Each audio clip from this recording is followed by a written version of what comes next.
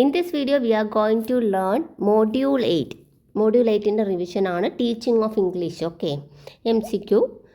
The aim of teaching English as per NCF 2005 is the creation of, answer is multilingualism.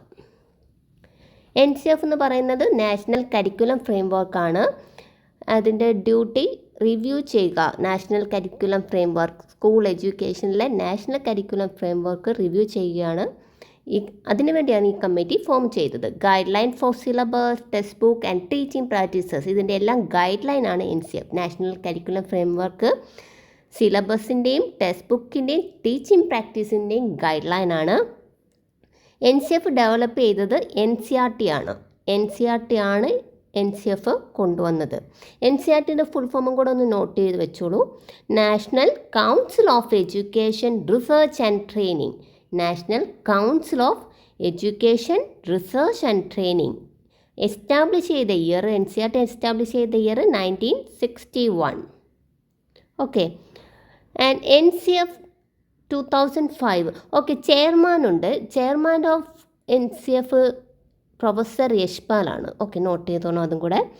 Professor യശ്പാലാണ് NCFൻ്റെ ചെയർമാന്. NCFൻ്റെ ചെയർമാനായിരുന്നു professor Yashpal. NCF 2005. NCF 2005 4th NCF ആണ്. ഇതിന് മുന്നേ ഒരു 3 NCF ഉണ്ടായിരുന്നു. അത് 1975-ലും 1988-ലും 2000-ലും ആയിരുന്നു. ആൻഡ് NCF 2005 പബ്ലിഷ് ചെയ്തേക്കുന്നത് NCERT ആണ്. ഓക്കെ, ആൻഡ് ഇതിൻ്റെ ലേണിംഗ് വിത്തൗട്ട് ബേർഡൻ ആണ് ഇതിൻ്റെ മെയിൻ ഉദ്ദേശം. Reduction in syllabus including age appropriate concept. ഓരോ ഏജിന് അനുസരിച്ച് സിലബസ് പ്ലാൻ ചെയ്യുക എന്ന് പറയുമ്പോൾ റിഡക്ഷൻ ഇൻ സിലബസ്, ഒരുപാട് കാര്യങ്ങൾ ആവശ്യമില്ലാത്ത പ്രായത്തിൽ നമ്മൾ പഠിപ്പിക്കേണ്ട കാര്യമില്ല. ഓക്കെ, ഓരോ ഏജിന് അപ്രോപ്രിയേറ്റ് ആയിട്ടുള്ള സിലബസ് കൊണ്ടുവരികയായിരുന്നു NCF 2005യുടെ ലക്ഷ്യം. Translated into 22 languages. NCF 2005 translated into 22 languages. Okay, and based on constructive സൈക്കോളജിയെ ബേസ് ചെയ്തായിരുന്നു NCF 2005. ഇതിന് മുന്നേ ഉള്ള 3 ബിഹേവിയറൽ സൈക്കോളജി ആയിരുന്നേ. ആൻഡ് NCF 2005 കൺസ്ട്രക്റ്റീവ് സൈക്കോളജിയാണ് ഫോളോ ചെയ്തത്.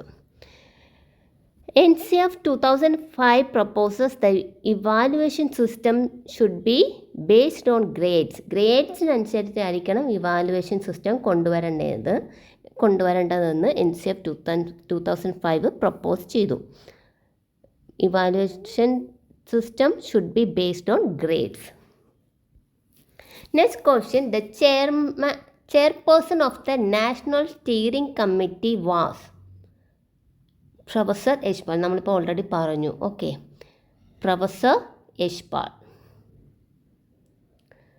ഓക്കെ, നമ്മൾ ഓൾറെഡി പറഞ്ഞു. Reducing burden on children, connecting knowledge to life outside the world, making examination flexible.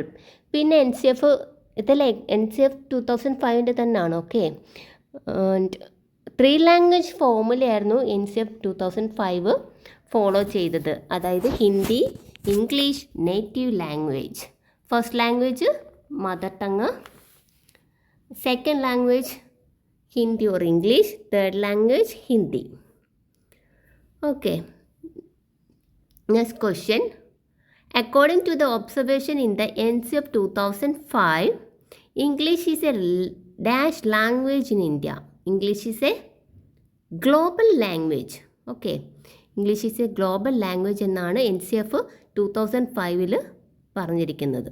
According to the observation in the, നമ്മൾ ഇംഗ്ലീഷുകാർ ഇതൊന്ന് നോട്ട് ചെയ്തോണം. ബിക്കോസ് NCF 2005 ഇംഗ്ലീഷിനെ എങ്ങനെയാണ് പറഞ്ഞിരുന്നത് എന്ന് ചോദിച്ചാൽ ഗ്ലോബൽ ലാംഗ്വേജ് ആയിട്ടായിരുന്നു കൺസിഡർ ചെയ്തിരുന്നത്. As per the National Curriculum Framework 2005, multilingualism in learning a language should be seen as a resource in teaching learning English.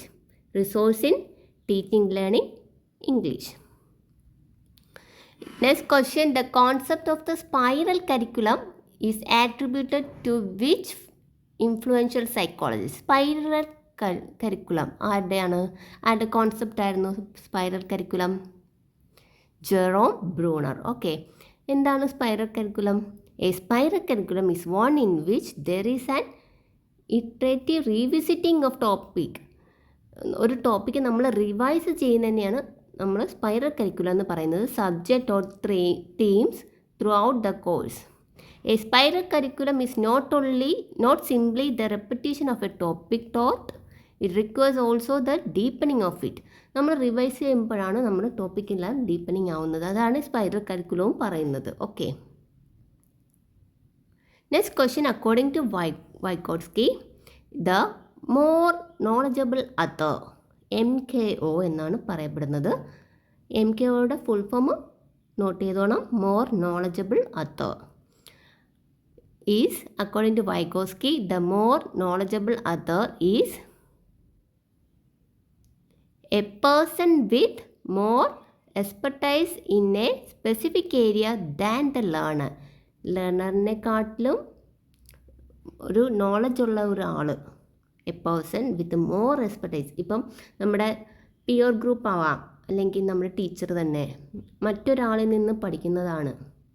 A person with more expertise in specific area than the learner. More knowledgeable other refers to someone who has a better understanding or higher skill level than the learner, particularly in relation to a specific task, concept or process. This individual can be a teacher, an older adult, a peer, or even a more experienced child. The MKO's role is crucial in zone of proximal development, ZPD. ZPDയും കൊണ്ടുവന്നത് വൈഗോട്സ്കിയാണ്. Where a learner can achieve more with guidance than they could achieve independently. നമുക്കറിയാം ZPD ഒരാൾക്ക് സ്വന്തമായിട്ട് ചെയ്യാൻ കഴിയുന്നതും ഒരാൾക്ക് മറ്റൊരാളുടെ help നേടാൻ കഴിയുന്നതും ആ ഒരു ഡിഫറൻസാണ് ZPD എന്ന് പറയുന്നത്. ഒരു പിക്ചറൊക്കെ ഉണ്ട്, ഒന്ന് നോട്ട് ചെയ്തോണേ അത്. The zone of proximal development is best described as, okay, here is the question, നമ്മളിപ്പോൾ പറഞ്ഞത് തന്നെ, the difference between what a child can do independently and what they can do with guidance. ആ ഒരു ഡിഫറൻസിനെയാണ് നമ്മൾ zone of ZPD, zone of proximal development എന്ന് പറയുന്നത്. കൊണ്ടുവന്നത് വൈഗോട്സ്കിയാണ്. Next question, Vygotsky social cultural theory emphasizes the importance of social interaction and cultural context in learning. Vygotsky നമുക്കറിയാം എപ്പോഴും സോഷ്യൽ ഇൻട്രാക്ഷനും അതിലൂടെ പഠിക്കുന്നതാണ് വൈഗോട്സ്കിയുടെ ഒരു കോൺസെപ്റ്റ് എന്ന് പറയുന്നത്. ഓക്കെ, ആൻഡ് കൺസ്ട്രക്റ്റിവിസം വൈഗോട്സ്കിയുടെ ഒരു കോൺസെപ്റ്റാണ്. ആൻഡ് ഓൾസോ ജെയിൻ പിയാഷെ ഉണ്ട്. Okay, and next one, Kerala curriculum framework KCF came into existence during the year, നമ്മൾ NCF പഠിച്ചു. NCF 2005 അല്ലേ. And KCF 2007. KCF Curriculum Revision Program in Kerala to strengthen the primary secondary education in Kerala. ഇതൊരു curricular revision programme തന്നെയാണ്. എന്തിന്? Primary secondary education, കേരളത്തിലെ primary secondary education strengthen ചെയ്യാനുള്ള. ഇത് നടപ്പാക്കിയത് NCF 2005 റെക്കമെൻഡേഷനോട് കൂടിയാണ്. NCF 2005 ആണ് റെക്കമെൻഡ് ചെയ്തത് കേരളത്തിൽ KCF തുടങ്ങാൻ. ആൻഡ് KCF 2007 പ്രിപ്പയർ ചെയ്തത് SCRT ആണ്. SCRTയുടെ ഫുൾ ഫോം അറിയാമല്ലോ, state council of educational research and training. അവരാണ് KCF 2007 കേരളത്തിൽ പ്രിപ്പയർ ചെയ്തത് with the recommendation of NCF 2005. അതിൻ്റെ ഇൻ്റഗ്രേറ്റഡ് മെത്തേഡ് ഓഫ് ലേണിംഗ് ആണ് ഇവർ പറഞ്ഞത്. അതായത് activity based approach, pupil centred, process centred pedagogy. ഇതാണ് KCF 2007 അതിൽ ഉൾപ്പെടുത്തിയത് ഇൻ്റഗ്രേറ്റഡ് ലേണിംഗ് ആണ് വേണ്ടത്, ആക്ടിവിറ്റീസ് വേണം, പ്യൂപ്പിൾ സെൻറ്റർഡ് ആയിരിക്കണമെന്നാണ് KCF 2007 പറഞ്ഞത്. Based on continuous and comprehensive evaluation, അല്ലാതെ ഒരു എക്സാം മാത്രമല്ല, നമ്മുടെ ഒരു അക്കാഡമിക് ഇയർ മൊത്തം അതിൻ്റെ ഇവാലുവേഷൻ നടത്തണം, കണ്ടിന്യൂസ് ആൻഡ് കോംപ്രിഹെൻസീവ് ഇവാലുവേഷൻ. ഇതിൻ്റെ 3 പില്ലേഴ്സ് ഏതൊക്കെയാണ്? Critical pedagogy, issue based curriculum, constructivism. Learning methodology, individual learning, competitive learning and cooperative learning. Individual learning എന്ന് പറഞ്ഞാൽ student must aim and work towards the achievement. നമ്മൾ ഇൻഡിവിജ്വലായിട്ട് work ചെയ്ത് ഒരു എയിമിലെത്തുക. Competitive learning എന്ന് പറഞ്ഞാൽ compete each other, ഒരു 2-3 പേര് competition അല്ലെങ്കിൽ ക്ലാസ് ഫുള്ളായിട്ടുള്ള competitive learning. Cooperative learning, cooperate and work towards the achievement, cooperate ചെയ്ത് അച്ചീവ്മെൻറ്റിൽ എത്തിച്ചേരുക.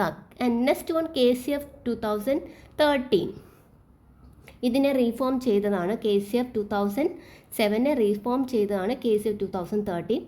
അതിൻ്റെ എയിം എന്ന് പറഞ്ഞാൽ outcome based learning, give importance to constructivism, give importance to mother tongue, English from primary level. Mother ടങ്ങിന് importance കൊടുക്കണം, കൺസ്ട്രക്റ്റിവിസത്തിന് ഇമ്പോർട്ടൻസ് കൊടുക്കണം, ഔട്ട്കം വേണം, ഔട്ട്കം ബേസ്ഡ് ലേണിംഗ് ആയിരിക്കണം. പിന്നെ പ്രൈമറി ലെവലിൽ തന്നെ ഇംഗ്ലീഷ് ഉൾപ്പെടുത്തുക.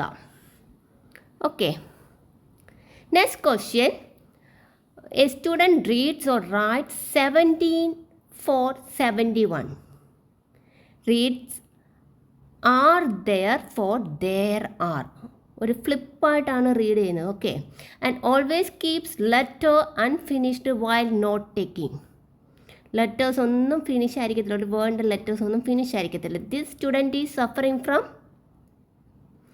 റീഡ്സ് ഓർ റൈറ്റ് എന്ന് പറയുന്നുണ്ട്. Answer is dyslexia. But I have a confusion. എനിക്ക് നിങ്ങൾ ഈ ലേണിംഗ് ഡിസബിലിറ്റീസ് നല്ലപോലെ ആ ഒരു പോർഷൻ നല്ലപോലെ അറിയാവുന്നവരുണ്ടെങ്കിൽ പ്ലീസ് കമൻറ്റ് ഇറ്റ്. ബിക്കോസ് ഇവിടെ ലാംഗ്വേജ് പ്രോസസ്സിങ് ഡിസോർഡർ എന്നും പറയാം.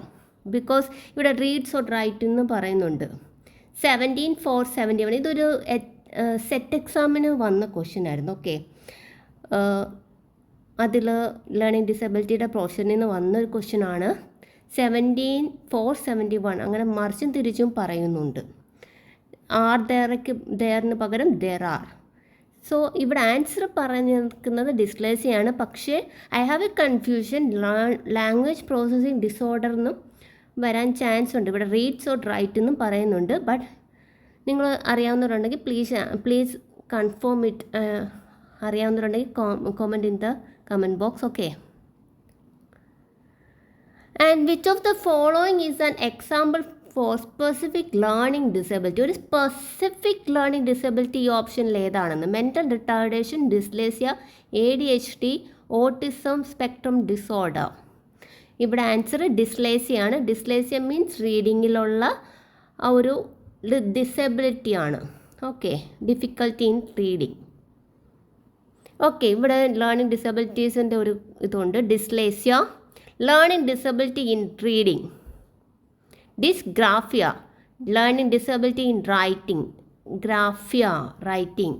ഡിസ്കാൽക്കുലിയ എന്തായിരിക്കും? മാത്തമാറ്റിക്സ്. ഡിസ്പ്രാസിയ, മോട്ടോർ സ്കിൽ എന്ന് പറഞ്ഞാൽ മൂവ്മെൻറ്റിനുള്ള ഡിഫിക്കൽട്ടീസ് ആണ് ഡിസ്പ്രാസിയ എന്ന് പറയുന്നത്.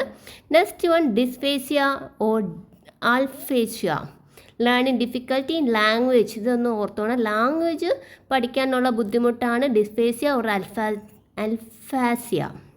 Inability to produce spoken language, disability to retell a story. ഒരു സ്റ്റോറിയൊക്കെ പറയാനുള്ള ഒരു ബുദ്ധിമുട്ട് വരാം, അല്ലെങ്കിൽ ഒരു സ്പോക്കൺ ലാംഗ്വേജിലുള്ള ബുദ്ധിമുട്ട് വരുന്നത് തന്നെയാണ് ഡിസ്ഫേസിയ ഓർ അൽഫാസിയ.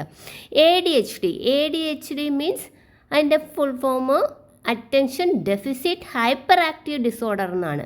ചൈൽഡ്ഹുഡ് ബ്രെയിൻ ഡിസോർഡർ, ഒരു ബ്രെയിനിലുള്ള ഒരു ഡിസോർഡറാണ് ADHD. ഇവർ എപ്പോഴും അടങ്ങിയിരിക്കത്തില്ല, ഓൾവേസ് ആക്റ്റീവ് ആയിരിക്കും. ഡിഫിക്കൽട്ടി ടു റിമെമ്പർ നെയിംസ്, പേരൊക്കെ ഓർത്തിരിക്കാനുള്ള ബുദ്ധിമുട്ട് കാണും ഇവർക്ക്. എപ്പോഴും അങ്ങ് ആക്റ്റീവ് ആയിരിക്കും, ഒരിടത്ത് അടങ്ങിയിരിക്കുകയില്ല. ആൻഡ് ഇവർക്ക് ശ്രദ്ധിക്കാൻ കഴിയത്തില്ല. പിന്നെ നെയിംസ് ഒന്നും ഓർത്തെടുക്കാൻ, നെയിംസൊക്കെ ബുദ്ധിമുട്ടായിരിക്കും ഇങ്ങനെയുള്ളവർക്ക് ഓർത്തെടുക്കാൻ. അതിന് ഡിസ്നോമിയ എന്നും പറയാം. നെയിംസ് ഓർത്തിരിക്കാനുള്ള ബുദ്ധിമുട്ടിന് dysnomia, DYSNOMIA NOMIA, dysnomia. Names ഓർത്തിരിക്കാനുള്ള ഒരു ബുദ്ധിമുട്ടിനെയാണ് നമ്മൾ ഡിസ്നോമിയ എന്ന് പറയുന്നത്. Okay.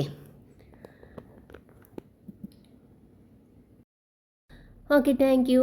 If you like this video, please like, share and subscribe this channel and share it with your friends also. Okay, നിങ്ങൾക്ക് എന്തെങ്കിലും സജഷൻസ് ഉണ്ടെങ്കിൽ കമൻറ്റ് ബോക്സിൽ കമൻറ്റ് ചെയ്യാം. Okay, thank you.